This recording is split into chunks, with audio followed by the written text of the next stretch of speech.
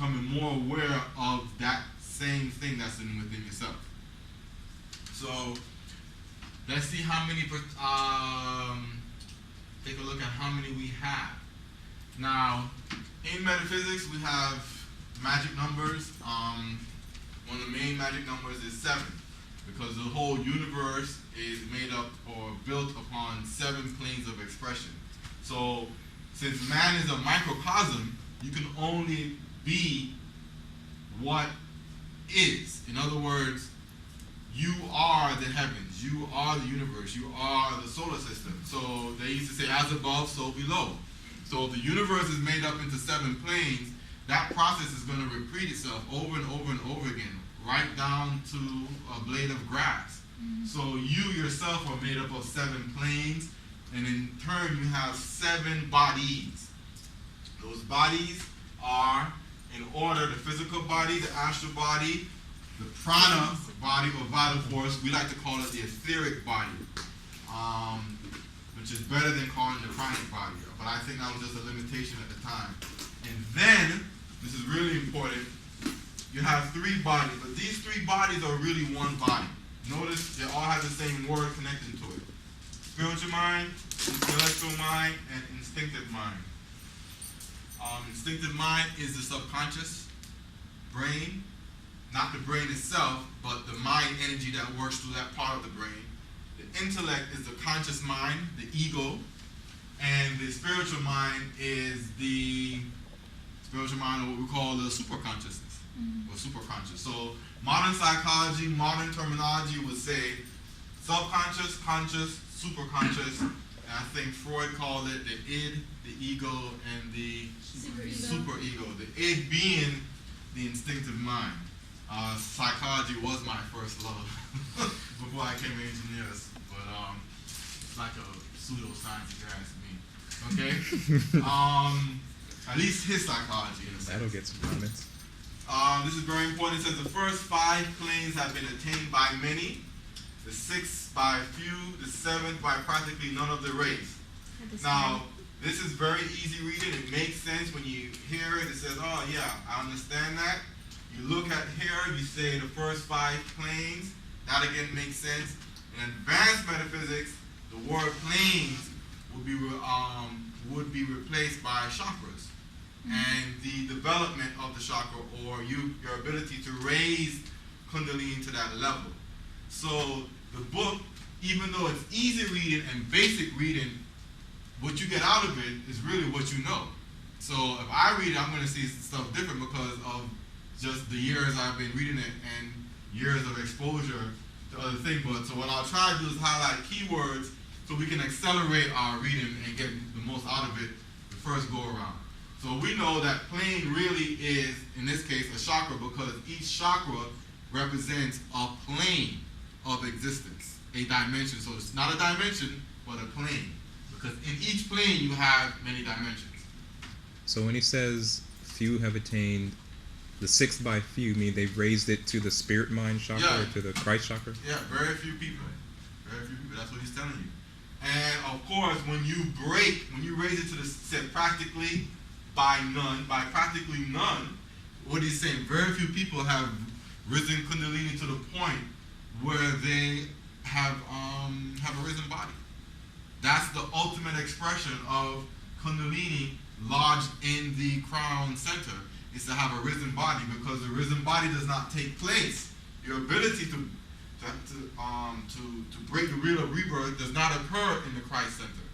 It only occurs in the crown. And that's what he's talking about.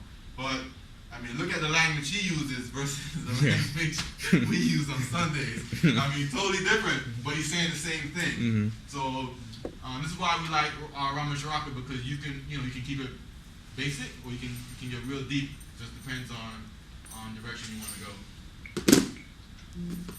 So mind in the sense of I'm operating from this level.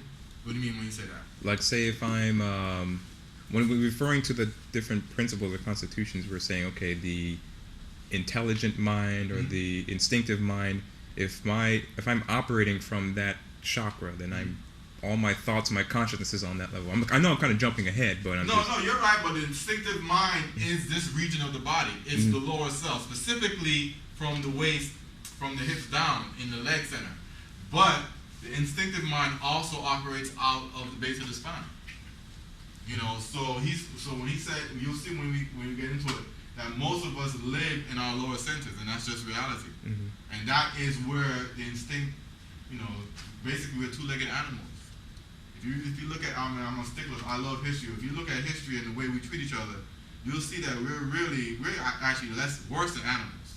We're actually less than animals. Because animals don't, I don't care if it's in the air, if it's in the ocean, or if it's on land. You know, animals don't go ripping across the planet, destroying it, and destroying themselves and destroying their own ecosystems. I mean, you might have locusts might get out of control, or you might have, you know, an infestation of a particular bug or something, but animals don't do what we do. So, I mean, we're kind of like almost lower than them in a sense because, you know, we cut off our nose to spite our own face, and that's stupidity, you know. So yeah, but he'll get into that when he goes into each mind. Now, this I highlighted. Anybody ever been in law enforcement? Yep. Any experience with law enforcement? Well, I said I was in the military, and I did do SPIVT, but that was more looking for bombs and vehicles. Okay, but not human law, not personnel like law enforcement, like managing people? No, not so much so. But I am very familiar with it. Okay, good. So he goes, we have but to look around us. I mean, I didn't want to read this part, but this is the most important part. It says, we have but to look around us and see how the physical bodies of different men show the different degrees of development. Okay? It's very principle. It's very important. Now, what's going to happen is, what does he mean by this? In law enforcement, unfortunately, they have you profile people. Just can't get away from it. Call it what you want. If you want to survive as a cop, you got to profile people because that's your life. You can lose your life in a split second decision if you didn't profile the right way. So in law enforcement and basic psychology, we have three types of bodies. Physical bodies broken up into three basic types. You have the short, mesomorphic, running back, fast, strong, almost indestructible body, right? You have the tall or very slender, very flexible type of body, and then you have the round, with more fat on it, no angles, no edges, quote unquote plump bodies, and then you have combinations of the two, of all three. So those bodies are called, I think, mesomorphic, endomorphic, and ectomorphic. Now, what does that have to do with us and the physical body in Yogi Ramacharaka and metaphysics? In advanced metaphysics, you learn that there are three gunas, or what we call seeds, or what we call qualities of life. And those three qualities of life are spiritual, very still, very spiritual, the highest quality. You have what they call rajasic or raja, which is like mental, very active, always moving, can't sit still. And then you have the inertia type, the one that's very resistant to change. And those three qualities is the universe kind of evolved from those three qualities, and you can see it in everything. It's called tamas, rajas, and sattvas. So when you look at the physical body, and we accept reincarnation, and we accept the fact that we chose our physical bodies, you can see why we have different bodies, because that soul needs a different vehicle to express itself. So a highly evolved person will not have a mesomorphic body. It's rare to see that. I hate to say I was an athlete too, but Them real fast, powerful dudes, man, ain't much upstairs.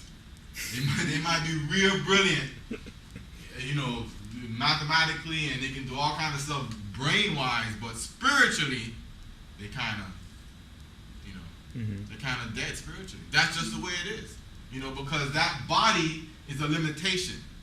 You know, the body is a limitation, and it's a vehicle for expression. And that soul needs that body to work through at that particular level. It chose that body.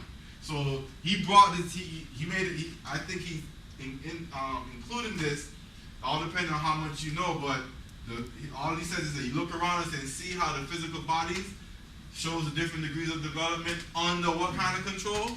Mental control. That's what he's talking about. He's talking about ectomorphic, endomorphic, mesomorphic, sattva, rajas, and tamas. And they correspond with the three gunas or qualities of matter, so to speak.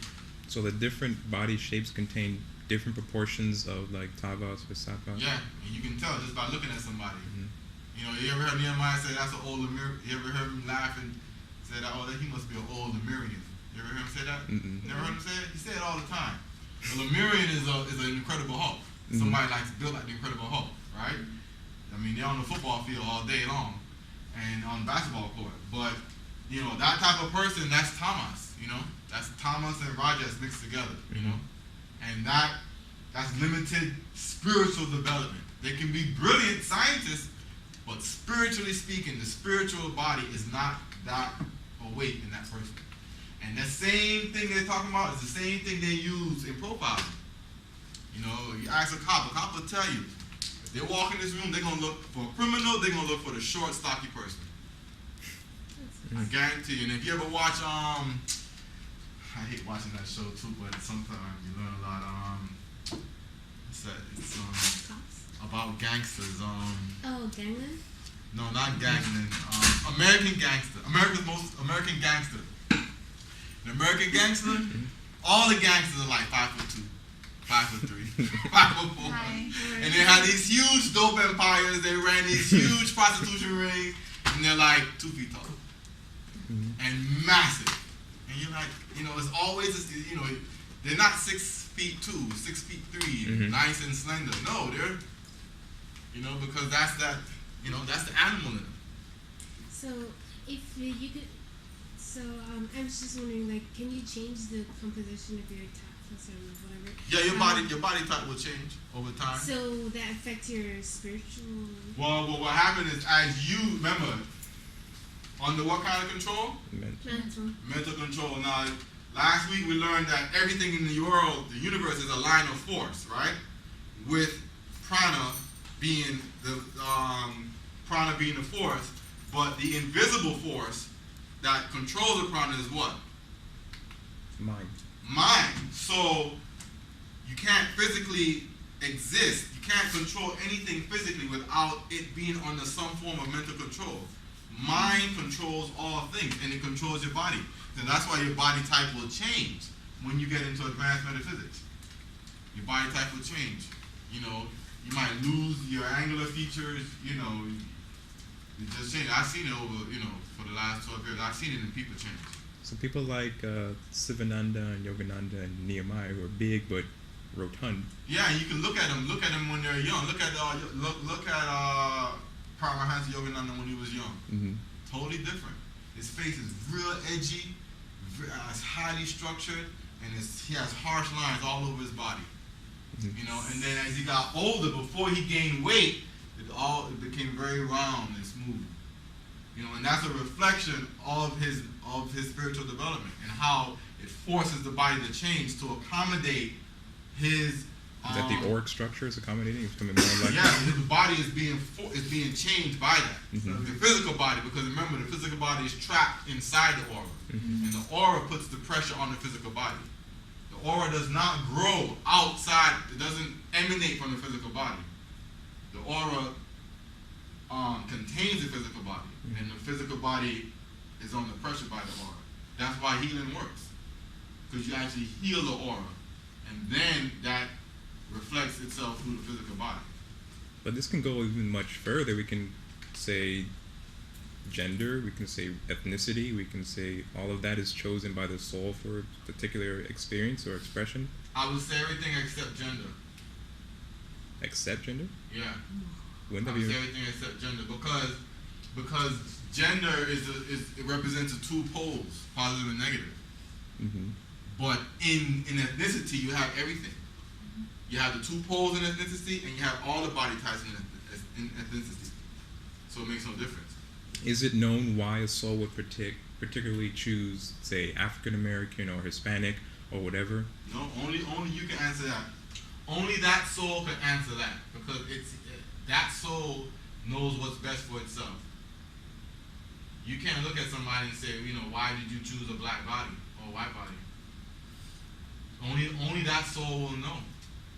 And the only thing is, what is the experience it has to gain unique to that culture, to that race. Mm-hmm. So, but you can't, there's no like hard set rule for that. Only the individual can do that. In terms of gender, like, does the soul easily switch in between the two polarities, male and female? Yeah. Easily? So you're not stuck, you can be stuck in a male body for one life, the next a female, then the next a male, then the next a female. Well, you can be a male for 2,000-3,000 years, and then all of a sudden you got to be a female. What about like transgender people? I think that's another class. I think that's a genetic defect, really. I mean, the risen body has no gender. It's male and female, and the organs are internal. So, but a transgender is not a risen body. I think the idea of a transgender is a risen body because it's both male and female. But I just think that's a genetic defect. I don't think that's what human beings are evolving towards either. Because the physical, in our true development, the physical body won't evolve. It's not going to evolve towards a dual gender. It's going to evolve into something totally different. It's not a dual gender. It's no gender. And then the physical body won't be so physical anymore. But transgender and dual gender, they simply believe that they're in the wrong body, so they have to change the body to adjust to what they feel they are. Well, but a transgender has both male and female, right? No, That's a hermaphrodite. Oh, That's a genetic defect. Oh, see, I was thinking genetic hermaphrodite. defect, yeah. Oh, a transgender, then I couldn't say anything about. Then I was thinking about hermaphrodite. No, hermaphrodites are genetic defect. Yes. Oh, transgender means somebody think they're stuck in the wrong body. They Yeah. can be, because they have such strong emanations of being in the other body for so many lives that when they're in this female body, they're like, wait a minute, I swear I used to be a dude. Mm-hmm. They probably used to be a dude, and they're and maybe they're switching. They might be they might have, say, 10 lives to go as a woman. It might be their first life in that body, and they just got to deal with it. Because if imagine, nature doesn't change overnight. Everything in nature is gradual. So, the sun doesn't turn on like a light switch. The sunrise is gradual, and then it peaks and then it sets. So, if you're switching from body to body, you might have to deal with that. You just have to deal with it. That's why you don't judge. That's why in ancient times, no one judged sexuality. That's why you don't judge sexuality. Alright, it says the yogic philosophy teaches that the physical body is built up of a cell. Yes, we know that. Each cell containing within it a miniature life. This is very important, which controls its action. These lives are really bits of intelligent mind of a certain degree of growth. Each atom is to the yogi a living thing, leading its own independent life. These atoms combine into groups for some end, blah, blah, blah. And the group manifests a group intelligent as long as it remains a group. These groups again combine in turn and forming bodies. Now that's very important, because in advanced yoga, you're taught to embrace the many bodies that you have. Now, he went to show us that there was a physical body, an astral body, the pranic body, and the mental bodies. So, if every cell in the body has a life, then the totality of the physical body has its own life, its own intelligence, its own wants, needs, and desires. The emotional body And the mental body, which is made up of matter, it too is going to have its own life. You know, so you sometimes might have different things pulling at you because really you have different lives that you're managing as a soul underneath your direction. You know, you have the physical body that you have to manage, you have the mental body that you have to manage, and they have their own lives because each life, each atom is made up of matter with its own intelligence. Alright, that's just life after death, that's no big deal, let's face it. Okay, the astral body is the best counterpart of the physical body and may be separated from it under certain circumstances. There's a lot of confusion in metaphysics about what the astral body is. The astral body is your basic self. It is the lesser you, the lower you. It's your emotional self. It is your baggage. It is a giant truck you've been wheeling around for many lives of everything that's ever been wrong with you. It is the worst part of you, the astral body. It's your dump. It's your sword. In metaphysics, a lot of metaphysical schools, people are taught to develop the astral body and get into it. In real advanced metaphysics, you're taught to destroy the astral body, to burn it up, to transmute it, because that's supposed to really get in the way. The physical body does not get in the way. It is what it is. It's the astral body that's the real shield between the soul and your consciousness. That's the real block. Those are the real blinders. So in advanced metaphysics, you're taught to destroy the astral body, not develop it. You can do that? Yeah, every time you say a mantra, that's what you do. Every time you do your pranayama, that's what you do. You're destroying your astral body. And when you destroy your astral body, you're letting your etheric body come forth, which is totally different. In the process of doing that, though, what's going to happen is your astral body will become stronger, it will become more developed, but eventually, the goal is to transmute it. The goal is to destroy it. It is pollution. You know, it is the blockage within the nadi system. Your astral body is that blockage. But doesn't death occur when the astral body is disconnected from the physical body? No, that's something totally different. Yeah, he talks about it right here. Yeah, the severing of the silver cord. Severing of the silver cord. That's something totally different. Okay. That's different from you transmuting your own astral body. When you transmute your astral body, you're removing all the impurities within your aura. So that's a little different from what he's talking about. Okay. Totally different. But yes, the astral body is connected to the physical body through what people call the silver cord.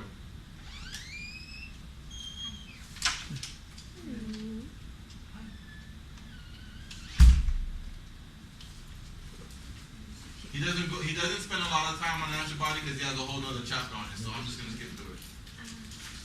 Is it this one?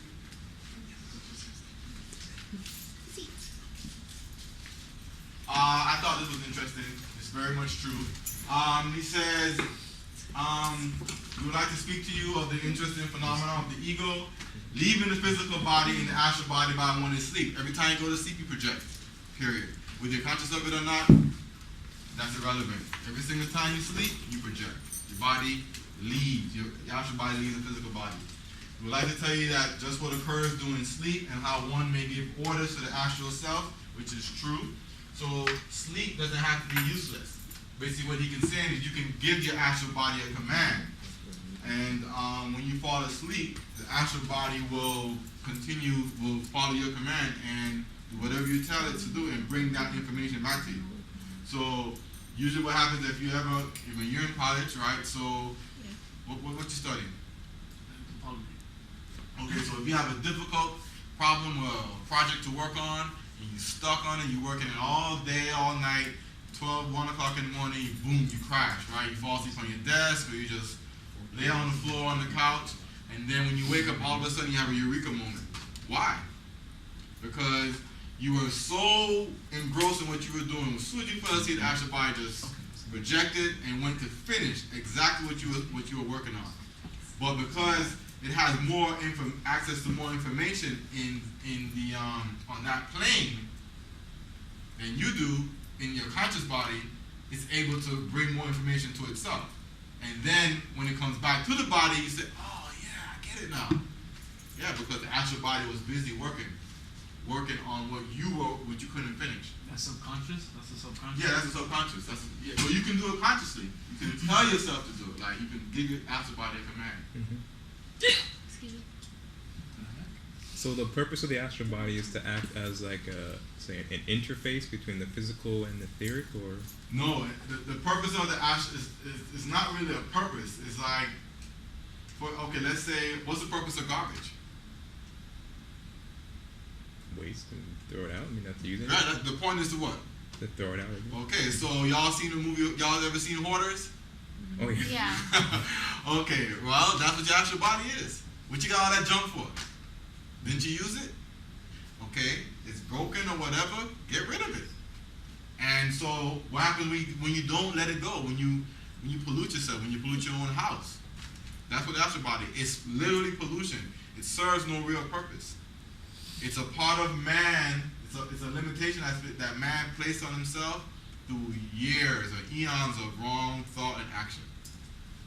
And now he lives through it. Now he functions through it. Is the astral body a consequence of dwelling or operating from, say, the Yeah. astral realm? Yeah, it's the astral realm was created to allow man to exist.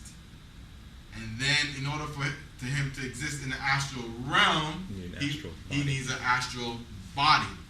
But he created it for himself as a result of his own wrong thought and action. You create your own garbage dump to go play with, to go play in. And consequently, when you think you leave the dump, you smell like it, right? Mm-hmm. Like a garbage man, right? He lives and work in that, and he has to work in that field. So when he go before he, when he gets back to the station or whatever, he smells like the garbage, and he even looks like it with all the crap on. And that's what the astral body is. So is But that, it's not necessary. Mhm. It's because you want to walk around with garbage. What's the garbage? Wrong thought, wrong action. So that's why it's discarded along with the physical body at death. A part of it is discarded. A part of it is discarded. Because you are born with the same, you're reborn with it when you come back. Okay. Question? No, I was just wondering if the command thing was kind of like the same as doing astral, which is basically suggesting yourself to like change an aspect of yourself, like how you were saying in sleep. That's different. That's different. I know what you're talking about, but that's different. What's your major? International relations and Asian studies. I just take religion classes for fun. Oh, that's my phone. Well, okay, I'm an engineer, so but for me, like, we had really difficult problems to work on sometimes, and sometimes you just be busted and spent. You got no choice but to go home. But in the morning, we wake up, we got the answer. Mhm. Because, well, I didn't know this back then, but as soon as I fell asleep, off I went. And if you like computers, if you're on computers all day long, you fall asleep, guess where you at? On the computer. All day long. And if you like reading, if you like to travel and you read about a place before you get there, and then you read about it so much when you get there, it's like, oh, this is it? Yeah, because you've been over there playing over there for months or years before you actually made it, because you put yourself over there. You sitting there reading National Geographic, oh, I want to go, you fall asleep, you're going to go. You're gonna go do your thing, and you're gonna bring that experience back to the body. When you physically go there, you're either gonna relive, you're gonna have a quote unquote deja vu, or the effect of being someplace for the first time is not gonna be that great, because you were so set on going there, you put yourself there, you put your astral body there. That's so fun. Question? It's a very emotional. So could you body. tell your astral body, go meditate on a mountaintop, and he'll go meditate on a mountaintop? You'll wake up and you're like, laying. It's gonna fight it for a while, but eventually, because remember, it doesn't want to do that. It doesn't want to meditate. It wants to go to a party. Happy hour, ladies, food and wine, all that stuff. Okay, we know what prana is. He doesn't go into certain subjects he just talks about, and he he purposely doesn't go into it because he either devotes a whole lesson or he has a whole book to it. So we won't go into prana too much because, like he says, he has a whole book called The Science of Breath, which is really good on prana. But he won't go into it. So, but I just highlighted, Now, mental principles.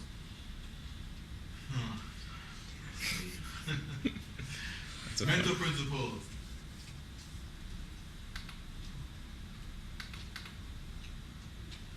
Okay. Mind is broken up into three basic parts. Subconscious, conscious, and superconscious.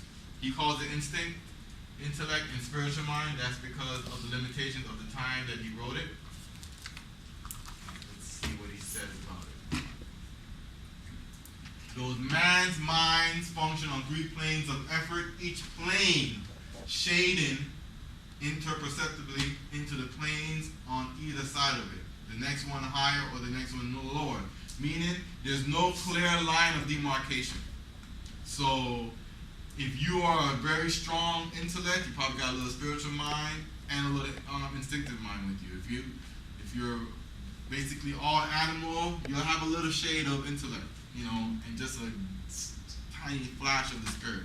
So no particular mind is completely cut off for the other. It's just one will predominate, but all three blend and shade, will blend and shade into each other. Let's see. Now he goes into instinctive mind. He writes a lot about it because obviously that's where man is at. But notice, remember he was talking about last week, I think you asked about it. The first dawn of the instinctive mind may be seen even in the mineral kingdom, more particularly in crystals. So crystals have a high degree of intelligence, a very high degree of intelligence. That's why all metaphysics, when it comes to ritual and stuff, almost involve the use of a crystal or gemstones, because they hold a lot of energy. Oh yeah. They hold a lot of energy, but it's intelligent. The crystal is alive, and then you infuse it with energy so that it becomes even more intelligent. That's what you have to remember, that everything is alive and it responds to the force or energy that you put into it. So, but crystals are actually quite advanced in terms of instinctive mind. And then, of course, from there it goes to mineral, plant, and animal. Let's see what he says now. But in terms of the instinctive mind, say to be at the human level, we would have gone through mineral, crystal, plants, and then upward, or is it? No. You don't have, all life streams don't go through the entire phase of evolution. All life streams don't do that. It's not necessary. A life stream might have to wait, until all the components are there in order for it to express itself. If it doesn't devolve or involute itself to that stage, there's no need for it to come back through that stage. So no, you weren't necessarily a mineral, a plant, and an animal, but you have those things in you. You have the intelligence of those life force within you. But doesn't necessarily mean you as a soul went through that stage. So creation itself, an absolute created, it didn't necessarily evolve everything down to zero and then bring it back up. Just different levels at different not everything did not go to absolute zero, so to speak. Okay. So that's the thing with evolution and involution. Not everything goes to the deadest point. No one knows what, who or what made it to that stage, but not everything does. In that case, it would be linear. It wouldn't be circular. It wouldn't be cyclical if that was the case. So that's what we know about that.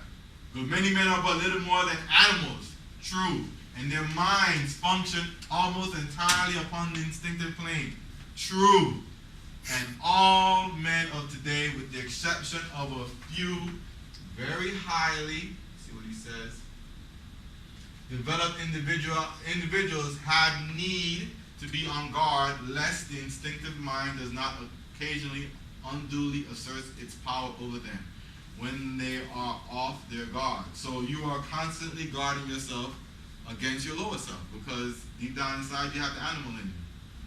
And it's something you just can't get rid of. It's not the devil, it's not a curse or anything, it's just evolution. You know, and it served its purpose, and it still serves its purpose. If you didn't have the animal in you, you wouldn't eat.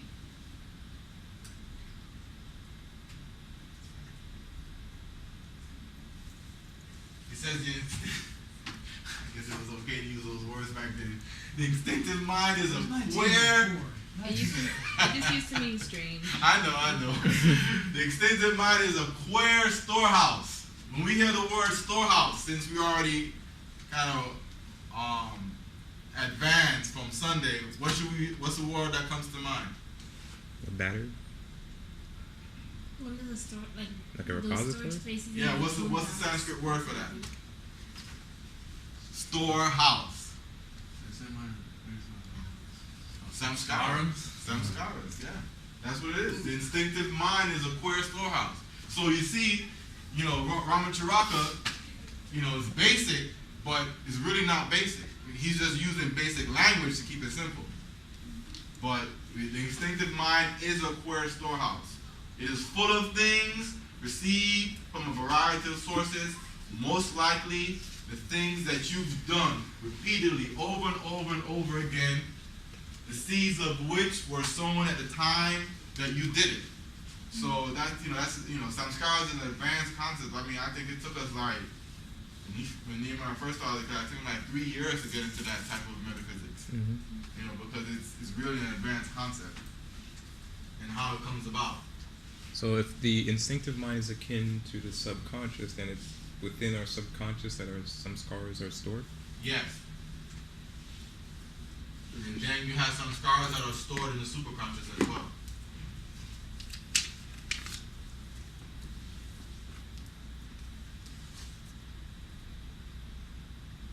That we know all feelings, astral body feelings, belonging to our passion and emotions belong to this plane.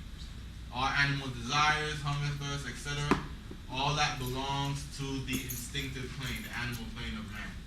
What is the relation between the instinctive plane, as you put it, and the auric body, or the astral body? Sorry. Auric or astral, which one? Astral. The instinctive plane, or you said the instinctive mind? Instinctive mind.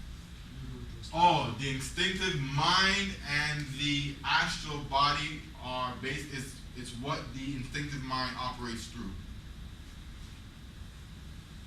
Your instinctive mind works through your astral body, because the instinctive mind is the animal in you. Then what works in the physical body? The The instinctive mind. So, like, our makeup is designed to express, you know, the lower part of ourselves, physically and mentally. So, through the progression of the intellect to the spiritual mind, are we looking at a transmutation in a way of the physical and the astral? Yes, astral first, then physical.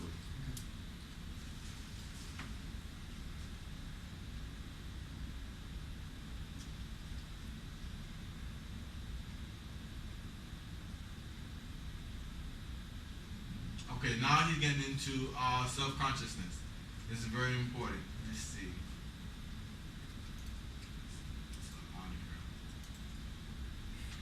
All right, self-conscious.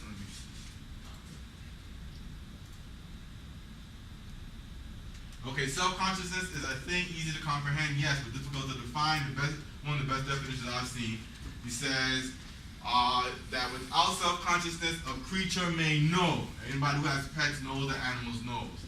But only by the aid of self-consciousness is it possible for him, the animal, or the man, to know that he knows. So you can train animals to do almost anything. That's knowing. But for that animal to know that he knows, that's true consciousness. Mm-hmm. Because consciousness is born from a separation of things. And in the animal consciousness, there's no separation. You know, it's just all instinct. A lion doesn't know I'm a lion. It knows that it is a lion. You know, or it is, and it does what it does. But we know that we are man. So the division of self-consciousness starts with man, starts at the base of the spine, and one of the best ways to sum it up is when we say we know that he knows, and the only way that comes about is through separation. That is from the duality of the universe and how it's made up. So that separation also be described as the division between collective and individual consciousness? Yes.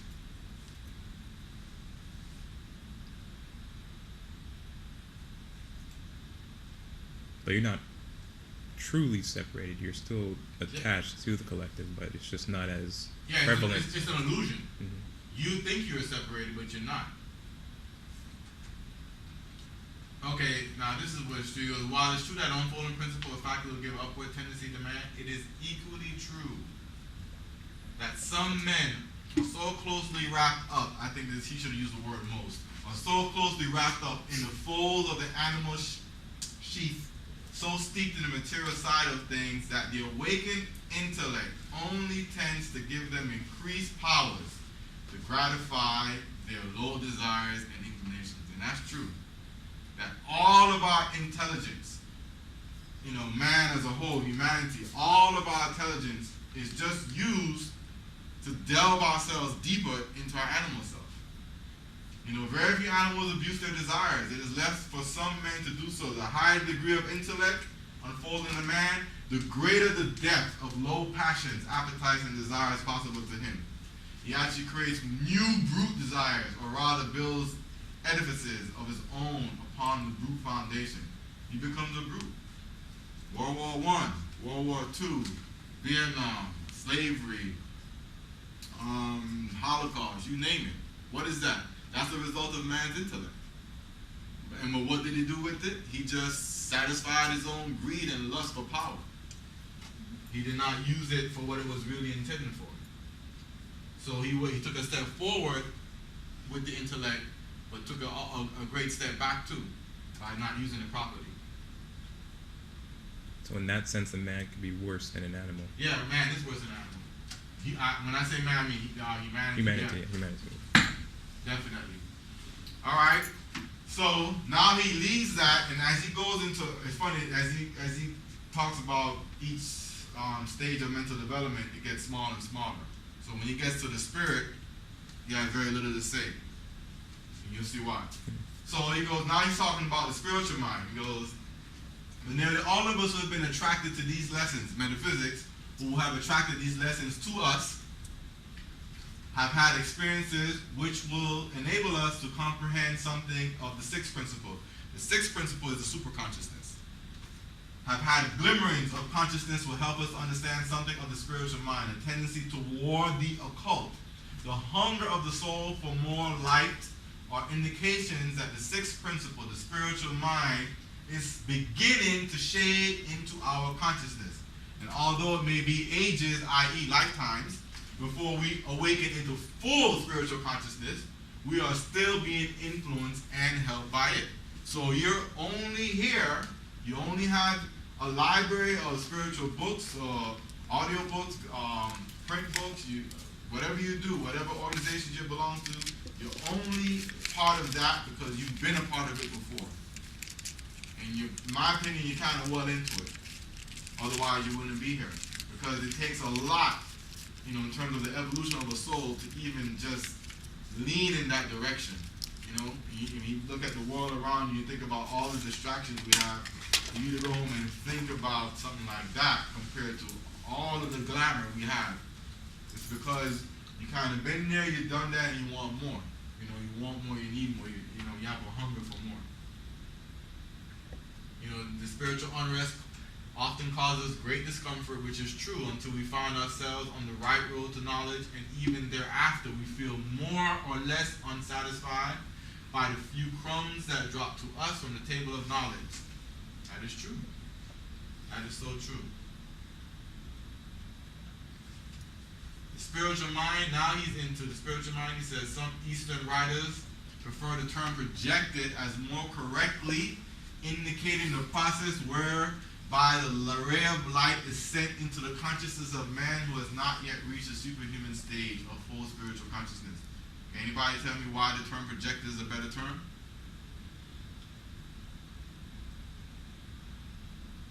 What is he hinting at? Because you think of it, you project it. Your thoughts project. No, this is really advanced now. Protected from the sun. Not the sun, From the soul. from the light of the spirit, through the soul. Well, how does that happen? It happens through Kundalini.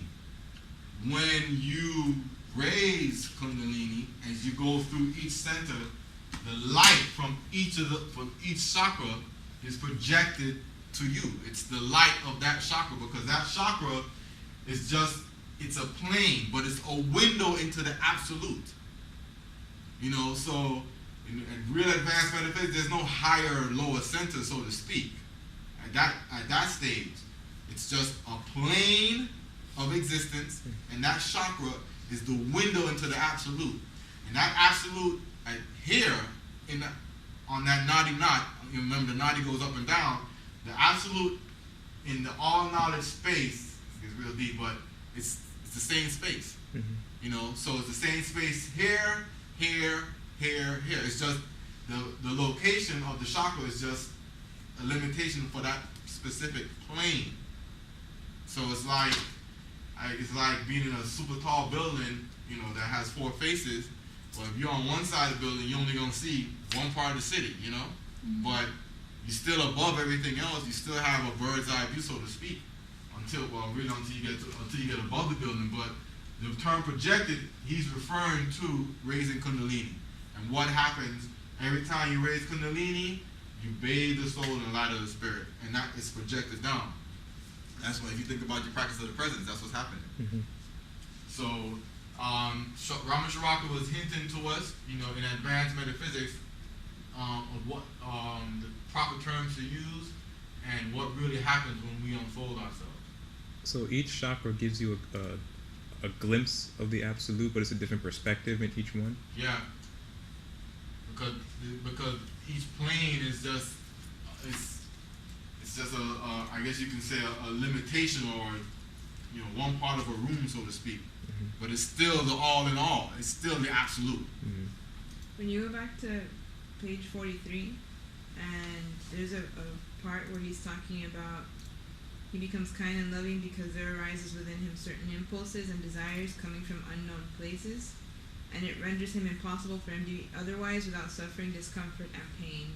Where does that, can you elaborate a little bit on? I'm on page 43. Where on here do you see that? Oh, well, it says 43 here, like spiritual Principles, 43. 43, yeah. So go down through. So I think it's pages Go down according 3 more pages. to the PDF, not. Oh, go down 3 more pages? Yes. Yeah. 41, then. Oh, okay, I see what you're saying. It doesn't show me the other one. Yeah, that paragraph. The first one? Mm-hmm. These impulses. What is Oh, okay. suffering, discomfort, and pain? The first sentence. Okay, he becomes kind of loving, yes, because there arise within him certain impulses and desires coming from some unknown place, which render it impossible for him to be otherwise without suffering. These impulses are as real as other desires, and as man develops, these impulses become more numerous and much stronger. Oh, where is it coming from? Yeah, what is From the soul. suffering? From your own soul. The discomfort and the pain. Yeah, it's coming from you being connected to all things. And because you're now becoming more connected to all things, unfortunately, You feel it. you're going to become connected to their suffering. And Dr. King talks about that. What's up? Yeah, that's what's happening. When you become more universal, as you become more of a humanitarian, not paying lip service now, I'm talking about a real connectivity to all things, Mm-hmm. you are going to feel the joy and pain of all things. But most of us are suffering. And we do a good job of hiding it in our clothes, our cars, and our house, jewelry, etc. But deep down inside, most people are suffering. When you get into the corporate world, you're going to really see that. Please. You're going to really, really see that. So was that one of the reasons why yogis of the past would isolate themselves? Yeah, for sure. They'll go mad. So when you deny the impulse to help others, that causes suffering as well. It makes it worse, too. Yeah. Yeah, it makes it worse. But that's definitely why, I think another reason why they isolate themselves is because you're going, we'll see it when we get into Raja Yoga too, but you realize how easy it is to manipulate people. It's real easy, you know? So why the change then, saying that we're no longer, it is no longer for us to isolate ourselves, but we have to stay within. Oh yeah, People. because when you're connected to people, people are connected to you. Mm-hmm. So it's like boiling water, right? So nature seeks balance. Nature always finds an equilibrium. So if I take a pot of water, room temperature, and I take a iron pipe, and I heat it up to 300 degrees Celsius, and I take and it's 300 degrees on the core now, outside the inside, and I take a iron pipe at room temperature, and I drop both pipes in a bucket of water. That hot rod is gonna cool down, and then that cold pipe is gonna heat up until there's balance. So what's happening is when you're connected to all things, people are gonna take from you, and that's where your depression comes in. Mm-hmm. But when they're taking from you, you're giving to who? To yourself. No, yeah, you're giving to yourself, but you're giving to them, right? Yeah, So you're lifting them up. So that's the unfortunate side of it, is that as you become more elevated, you become more connected. You're going to become infused with this spirit. Then you become connected to all things, more things, and those things that are not at the same level you are, by natural order of things, are going to pull on you, and you will become more depressed. But you will lift them up. Mm-hmm. So how do you get past that? You get past that by not isolating yourself, by actually throwing yourself more into your practice. You have to charge your battery even more, because they'll take, and they'll continue to take. One day me and Neil was at a conference in Denver, and I'm a hyper person. I don't need coffee. I'm like always moving, right? So I'm sitting down and we're going over this conference, and and all of a sudden I was like, boom. I almost fell asleep just like that. And I could not stay awake. I felt like, you ever been driving and it's so hard to stay awake when you're on a long road trip? You're like, you gotta like shake and you start winding down the window so you don't crash. That's what I felt like. I'm sitting down feeling like somebody is like sucking the life out of me. Is this story time? And I mean about the drop. And then I look around. I said, Nehemiah, he's struggling to stay awake too. And then when we got out of the conference for lunch, I'm like, who's in the room sick? Somebody in the room is like physically sick, because there's just no way I'm gonna lose all that energy. And this is really important here. This is just exactly what you're talking about. It says, when we learn to trust the Spirit, it responds by sending us more frequent flashes. As one unfolds in spiritual consciousness, he relies more upon its inner voice. So you can't run from that direction. You got to run further into it, even though it kind of depresses you initially. Eventually, you'll overcome that. But initially, yeah, it's depressing, because the world is suffering. What happens whenever you get yourself into a situation that in and of itself is depressing, and then you all of a sudden get bombarded? We're all human, man. I just, everybody deals with it a different way. I try to say a mantra sometimes, or sometimes, I just play some music. I do something real trivial so I can just break it off, because when I get into, I'm at a school and I teach in a poor neighborhood, and you can see just by the kids, you can tell, some kids come to school dressed, clothes clean, some come dirty, pants dirty. Why? Because there's no water, Some come to school hungry because they didn't have nothing to eat last night. Lights are out, can't do a project. So, and half the time it's because of bad parenting, not because they're poor, because of bad parenting. They don't know how to manage, the situation that they're in. Mm-hmm. Yeah, they're poor, but the same person that comes to school clean is just as poor. So that child's parents, it's bad parenting, period. you know, and some of them the kids don't care, and some kids you can see they raise it themselves, and they're more responsible than their own parent, you know, and that's real depressing. So I exercise, I run. Running helps me a lot more than anything else. And this is what he says. We cannot dwell on this subject longer because there's nothing to say about the spiritual mind. He's not talking about superconscious. He's talking about beyond superconscious. So we move beyond superconscious. Yeah, he said there's nothing to say about it because it's the perfect man, which there are very few of. And he's talking about those people who have basically broken the wheel of rebirth, who've risen Kundalini to that level.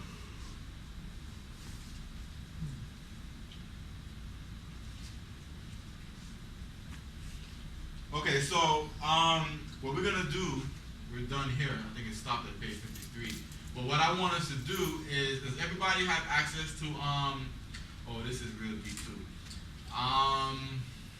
It's too long to read, but it's a really nice poem he found from a writer somewhere. And when he described it, he says, "It is the song of the soul, which when once heard is never forgotten, though it be sounded by the crude instrument of the semi-barbarous races, or the finished instrument of the talented musician of today." What is the song of the soul? The mantra, Which one? What's the AUM. There you are. The only mantra. The song of the soul. And the only difference between, the semi-barbarous races and the advanced Egyptian races is the body to express that one song. But it's the AUM he's talking about. It's a nice poem. Yeah. What? So now he gets to the fourth lesson, the aura. So what I want to do is, I think it would be better if everybody has this lesson or this book and they have Adobe, then what can happen is we can read, let's say, from the human aura, I guess page 55 to 115, read lesson 4 through 7.